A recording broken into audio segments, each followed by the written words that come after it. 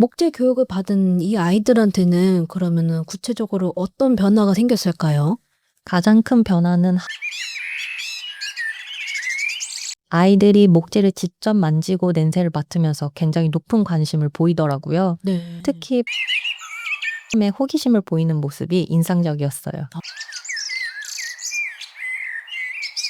안녕하세요. 국립산림과학원 김송윤입니다. 산림과학자가 알려주는 숲 이야기, 숲톡 첫 번째 시간으로 찾아뵙습니다. 첫 번째 시간인 만큼 숲톡이 어떤 콘텐츠인지 알려드리려고 하는데요. 주변을 둘러보면 정말 다양한 숲들이 우리와 함께하고 있습니다. 그만큼 그 속에 담겨진 흥미로운 이야기들도 많은데요. 산림과학자와 함께 과학을 곁들여 알아보는 시간입니다.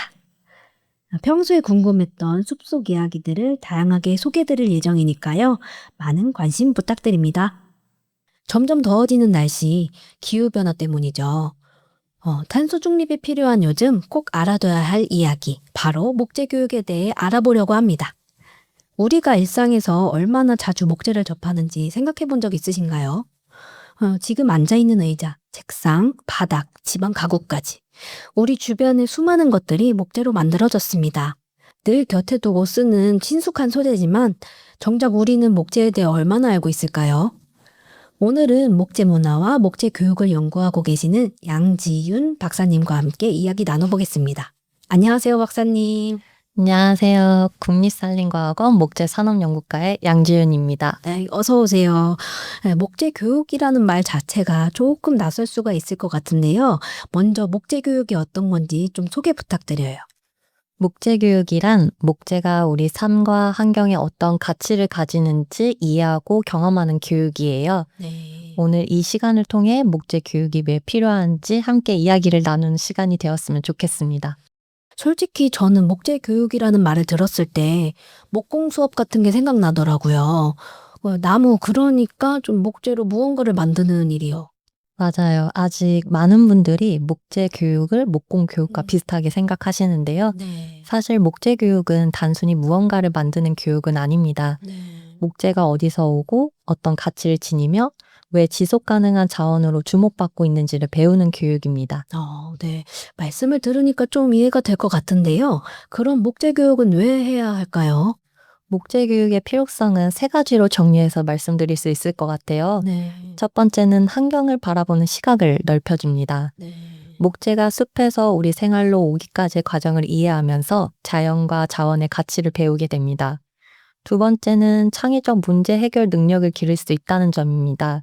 목재의 특성을 이해하고 직접 설계와 제작을 하는 과정에서 아이들은 스스로 생각하고 문제를 해결하는 힘을 기르게 됩니다. 네. 세 번째는 지속 가능한 삶의 태도를 형성할 수 있다는 점입니다. 물건을 사용할 때 단순히 편리함만이 아니라 환경에 어떤 영향을 미치는지 생각하고 책임감 있게 선택하는 습관을 기를 수 있습니다. 네. 환경부터 창의성 그리고 태도까지 정말 다양한 걸 배울 수 있는 것 같은데요. 그러면 이 세 가지를 관통하는 목재 교육의 핵심은 좀 무엇이라고 볼 수 있을까요? 결론부터 말씀드리면 목재의 감수성을 기르는 것입니다. 어. 목재 감수성이란 네. 목재의 가치를 이해하고 생활 속에서 자연스럽게 받아들이는 감각이라고 할 수 있어요. 네. 기후 위기 시대를 살아가는 우리에게 탄소 중립은 중요한 사회적 과제가 되었고 그 과정에서 목재의 가치도 새롭게 주목받고 있어요. 네. 특히 목재는 흔히 탄소 저장고라고 불릴 만큼 환경적으로도 중요한 자원입니다. 네. 그런데 아직 많은 분들이 목재를 단순한 재료로만 생각하고 계세요. 그래서 목재가 어떤 가치를 가진 자원인지 제대로 이해하고 활용할 수 있도록 돕는 것이 목재 교육의 중요한 역할입니다. 그렇겠네요. 그 말씀 중에 기후위기와 탄소 저장고라는 표현을 하셨는데요. 조금 더 자세히 설명해 주세요. 숲에서 자라는 나무는 성장하면서 대기 중에 이산화탄소를 흡수해요. 수확된 뒤 목재를 이용하는 과정에서도 흡수한 탄소가 오랫동안 저장되어 있죠. 그래서 목재를 탄소 저장고라고 부르기도 하는데요. 네. 이런 특성 때문에 목재는 탄소 중립 시대의 중요한 친환경 자원으로 주목받고 있습니다. 이렇게 다양한 좋은 기능이 있는 좋은 자원인데요. 목재를 단순히 하나의 재료라고만 생각을 했었던 게 조금 미안해지기도 하고요. 그래서 많은 분들이 목재의 가치를 올바르게 이해하고 생활 속에서 자연스럽게 활용할 수 있도록 목재 교육을 연구하고 있습니다. 네. 그런데 아이들은 학교에서 이미 이런 것들을 좀 배우고 있지 않나요? 지금 공교육에서 목재 관련 내용이 처음 체계적으로 나오는 건 중학교 기술과정 교과입니다. 네. 사실 과거에는 초등학교 교육과정에서도 목재와 관련된 내용이 일부 포함되어 있었는데요. 네. 교육과정이 개정되면서 현재는 초등학교에서 목재를 접하고 배울 기회가 크게 줄어든 상태입니다. 그 결과 유아기의 목재 교육을 통해 자연스럽게 쌓였던 경험이 초등학교 시기에 충분히 이어지지 못하고 중학교에 가서야 다시 연결되는 구조가 되는 거죠. 네. 연구자 입장에서는 매우 아쉬운 부분이에요. 네. 생각해보니까 어린 시절의 경험이 계속 이어지는 게 중요한데, 지금은 그 연결고리가 조금 부족할 수도 있겠네요. 맞아요. 특히 감수성이란 인식은 어릴 때 형성되는데 네. 그 시기에 목재는 어디서 오고 왜 소중한 자원인가를 자연스럽게 익히지 못하면 나중에 기술적인 내용을 배워도 가치관으로 연결되기가 쉽지 않아요. 네. 그래서 어릴 때부터 꾸준히 경험하는 게 중요하겠네요. 네. 그리고 중학교에서 다루는 내용도 목재의 물리적 성질이나 기술 중심이다 보니까 네. 목재가 탄소를 저장한다는 사실이나 목재를 이용하는 것이 탄소 중립에 기여한다는 사실까진 아직 충분히 담기지 않았죠. 맞아요. 저도 과학원 다니기 전까지는 목재가 좋다, 따뜻한 느낌이 든다 정도만 알았지, 탄소를 저장한다는 사실은 몰랐었거든요. 기왕이면 어릴 때부터 체계적으로 좀 목재 교육을 하면은 좋겠다라는 생각이 드는데요. 교육과정을 만들려면 우선 해야 될 일이 정말 많을 것 같거든요. 목재 교육을 위해서 국립산림과학원이 어떤 연구를 하고 있는지 알려주세요. 한마디로 국민 누구나 체계적인 목재 교육을 받을 수 있도록 기반을 만드는 연구를 하고 있습니다. 네. 그동안 목재 교육은 기관, 지역, 체험장마다 조금씩 다른 방식으로 운영되고 있었어요. 네. 그래서 저희는 목재 교육의 개념부터 목표, 교육 내용, 운영 체계까지 종합적으로 정리하는 연구를 진행하고 있습니다. 네. 말씀을 들어보니까 목재 교육의 설계도를 만드는 것 같은 느낌이 드네요. 맞아요. 특히 지금 가장 중점적으로 연구하는 게 바로 정생애 주기 연계 목재 교육 표준 지침입니다. 네. 조금 어려운 말인 것 같기도 한데요. 표준 지침이라고 하면은 목재 교육을 이렇게 해라, 저렇게 해라, 라는 기준점을 세워주는 거라고 보면 될까요? 네, 학교 교육에도 교육 과정이 있잖아요. 네. 어떤 내용을 어느 학년에서 가르치는 기준이요. 목재 교육은 그런 기준이 없다 보니 교육 수준이 기관마다 좀 천차만별이었어요. 표준 지침은 목재 교육을 이렇게 체계적으로 해야 한다는 국가 차원에서 기준을 제시하는 작업이고요. 네. 지금은 그 지침을 개발하고 있는 연구를 하고 있습니다. 네. 전 생애 주기니까 아이부터 어른까지 이제 이어지는 교육 체계를 연구한다는 말씀이신 거죠? 네, 그렇죠. 쉽게 이야기하자면 목재 교육을 특정 연령이나 특정 학교급에서 끝내지 말고 평생 이어지는 교육으로 보자는 것입니다. 네. 어릴 때는 목재를 친숙하게 느끼게 하고 청소년기에는 목재를 이해하며 다양한 방식으로 활용해보고 네. 성인이 됐을 땐 목재의 환경적 가치와 사회적 가치를 실천하는 그 단계로 발전해 나가는 것이죠. 네. 대충 어떤 흐름인지 이해가 가는데요. 구체적으로 예를 들어서 설명해 주실 수 있을까요? 예를 들어 유아기에는 목재 교구나 놀이 활동을 통해 목재와 친숙해지는 경험을 하고요. 네. 초등 단계에서는 목재와 숲의 관계를 이해하면서 자연과 자원의 가치를 배워갑니다. 네. 이 과정에서 어린 친구들이 목재를 어렵게 느끼지 않고 자연스럽게 친해질 수 있도록 네. 우딩이와 우린이라는 목재 캐릭터도 개발했습니다. 아, 네. 우딩이와 우린이, 저도 알죠. 네. 주셨던 스티커 소중하게 보관하고 있습니다. 귀여운 건 누구나 좋아하니까요. 그쵸. 네. 그리고 중고등학생은 설계와 제작 활동을 통해 목재를 직접 활용해 보면서 창의적 사고와 문제 해결 능력을 기르게 됩니다. 네. 성인은 목재의 가치를 생활 속에서 실천하게 되고 전문가는 목재 교육을 통해 그 가치를 사회에 확산하는 역할을 하게 됩니다. 네. 좀 어릴 때부터 차곡차곡 쌓아가는 구조네요. 그럼 실제 교육 현장에서는 좀 어떤 반응일까요?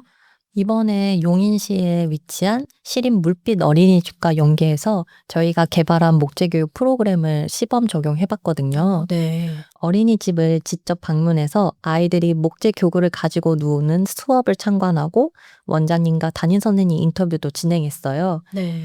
아이들이 목재를 직접 만지고 냄새를 맡으면서 굉장히 높은 관심을 보이더라고요. 네.